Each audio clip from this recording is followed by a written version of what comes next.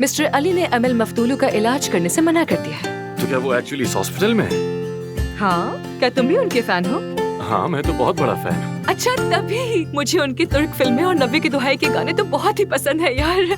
वो दिन गुजर चुके हैं। अगर तुम्हें कुछ और नहीं कहना तो मैं जाकर मरीज को देख सकता हूँ। वो मेरा इंतजार कर रही हैं। हाँ हाँ, कहना है। तुम मिस अमल मफतूलू को देखोगे और मेरा ऑपरेशन रूम इस्तेमाल नहीं करोगे। अजीब बात है।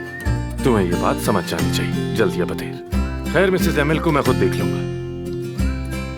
वाकई में ये तो बहुत अच्छी बात है आमिर।